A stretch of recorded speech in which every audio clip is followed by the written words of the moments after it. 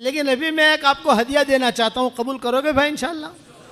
अरे बताओ तो सही बेंगलोर वालों, कबूल करोगे इंशाल्लाह? 10 मरतबा सूरह इखलास पढ़ो तो जन्नत में एक महल तैयार हो जाता है, और 20 मरतबा सूरह इखलास पढ़ो तो 2 महल तैयार हो जाते हैं, और 30 मरतबा सूरह इखलास पढ़ो तो 3 महल तैयार हो जाते हैं।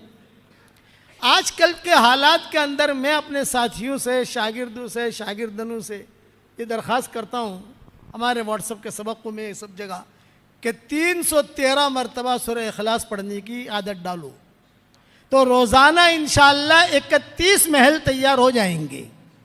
कितने महल भाई?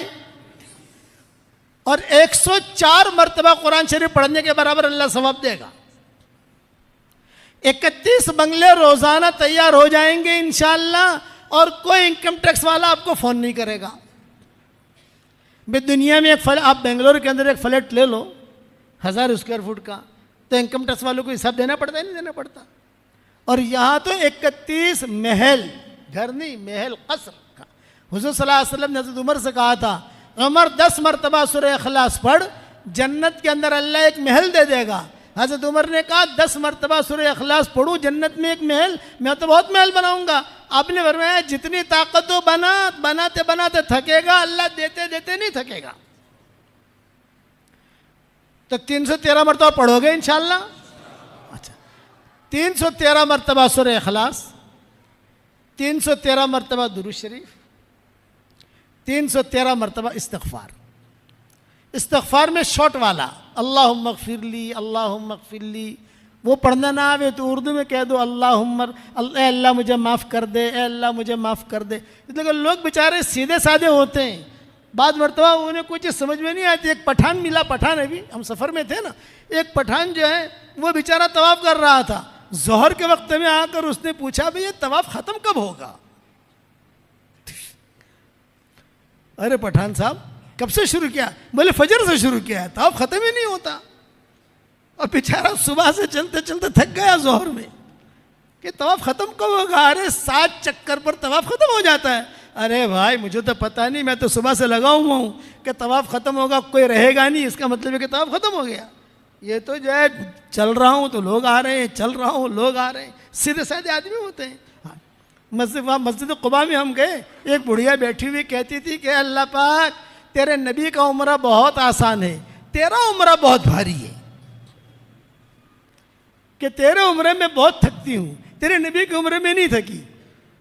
वहाँ जाकर 2 रकात नमाज पढ़ लो, तुमरे का सवाब मिलता है ना, कि तेरे नबी का उम्र बहुत अच्छा है। ऐसा मक्का में कर देना अल्लाह पाक, तेरा उम्र बहुत भारी है। सीधे साधे लोग बेचारे। हाँ, तो ऐसे लोग होते हैं जिन्हें अरबी पढ़ना भी नहीं आता था। मैं उनसे कहता हूँ इतना कह दो, ए अल्लाह मुझे माफ़ कर दे, ए अल्लाह मुझे माफ़ कर दे, ए अल्लाह मुझे माफ़ कर दे, मुझे माफ़ कर दे। 313 मरतबा करोगे इंशाअल्लाह?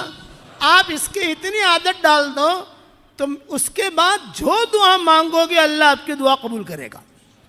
अच्छा, सुबह शाम की जो तस्बीह है ना, उसमें भी दुरूद शरीफ है, उसमें भी इस्तिग़फ़ार है, जो इसमें आप कवर कर सकते हो। यानी सुबह शाम 100 मरतबा पढ़ते हो, 200 मरतबा हो गया, आप 213 मरतबा और पढ़ना है, और कुछ नहीं। 313 मरतबा सूरह इखलास, 313 मरतबा दुरूद शरीफ, 313 मरतबा इस्तिग़फ़ार, इतनी की पाबंदी करो। इंशाअल्लाह सुम्मा इंशाअल्लाह आप कहोगे कि मौलवी साहब ने कितनी बड़ी चीज़ दे दी। मेरे वालिद साहब रहमतुल्लाह अलैह मुझे कहते थे कि बेटा यूनुस, ये यूनुस को थोड़ा खींचते थे, बेटा यूनुस रात को जब नींद ना आवे ना तो 5-6 बंगले बना देने की जन्नत में, तो बंगले भी बन जाएंगे, नींद भी आ जाएगी। समझ गए आप? और कहते हैं बेटा दुनिया में, मैं आप हजरात से कहता हूँ बेंगलोर में प्रॉपर्टियाँ बहुत बनाई, अल्लाह आपकी प्रॉपर्टियों में बहुत बरकत दे, हमारी दुआ है। अब जन्नत में ये प्रॉपर्टी बनाओ। और अब एक बात और भी कहते थे, जो अल्लाह जन्नत में बंगला देने पर तैयार है वो बेंगलोर में भी दे देगा, बंबई में भी दे देगा, जब वहां देने पर कादिर रहते हिंदुस्तान दुनिया में नहीं दे सकता। कुछ बंगले अल्लाह यहाँ भी उतार देगा। कौन कौन पढ़ेगा इंशाअल्लाह भाई? वाह वाह वाह वाह।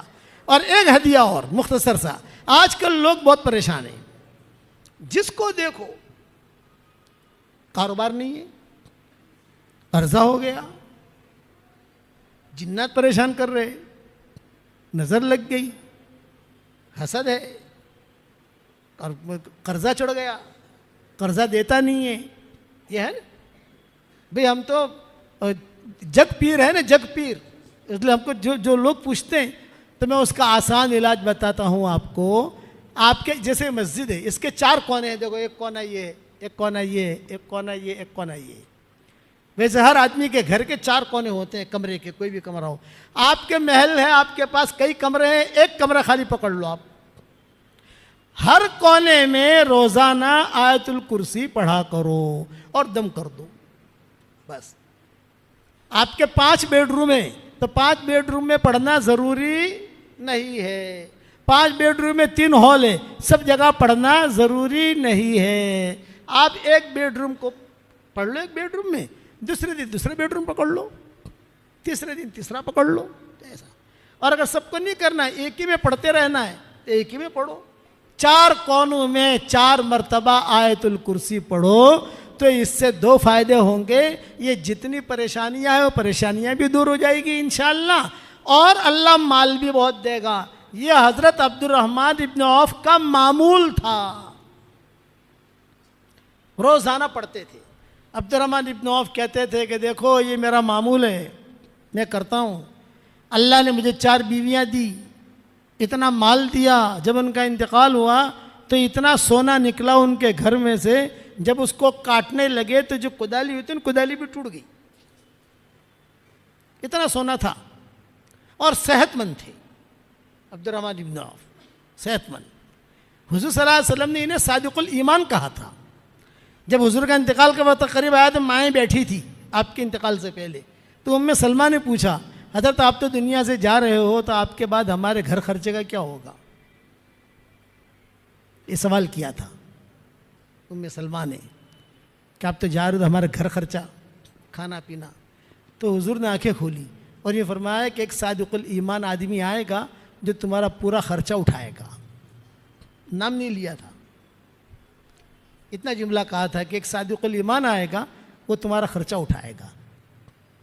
माई कहती थी जब हुजूर ने कह दिया तो मुतमईन हो गई।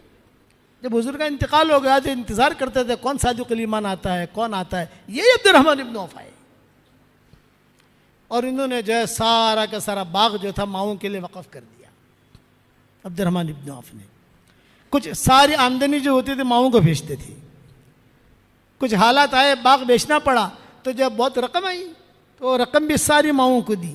हज़रत आयशा कहती थी अब्दुर्रहमान इब्न औफ का पोता था, पोता, वो खेलता खेलता हज़रत आयशा के कमरे में चला जाता था, तो हज़रत आयशा उसे अपने सीने से लगाती थी और कहती थी बेटा तेरे दादा के लिए रोज़ाना मैं दुआ करती हूँ कि अल्लाह इसके दादा को जन्नत के सलसबील चश्मे से पानी पिला। रोज़ाना दुआ करती हूँ, तेरे दादा के हम पर बड़े एहसानात हैं। ये अब्दुर्रहमान इब्न औफ का मामूल था। तो आप करोगे इंशाअल्लाह आयतुल कुर्सी।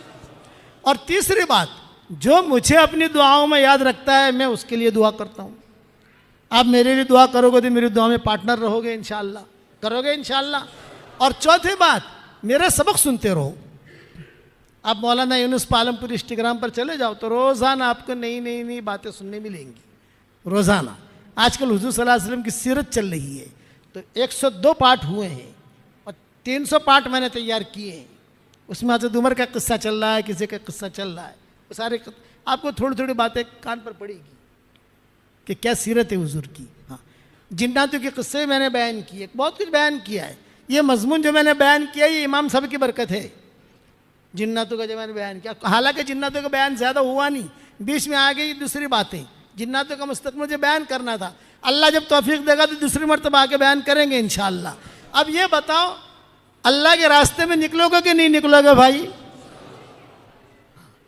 सारा मजमा ये नीयत करे कि हमें दीन का काम करना है, और दीन के काम करने के लिए आसान शक्ल है दावत और तबलीग। ये आसान है। आप कुरान का तर्जुमा नहीं कर सकते, आप बयान नहीं कर सकते, आप जो है लंबी चौड़ी बातें लोगों को नहीं समझा सकते, लेकिन अल्लाह के रास्ते में निकल कर कभी 3 दिन के लिए निकलो, कभी चिल्ले के लिए निकलो, कभी 3 चिल्ले के लिए, जैसे फुर्सत मिले आपको, लेकिन दीन पर रहने की कोशिश करो।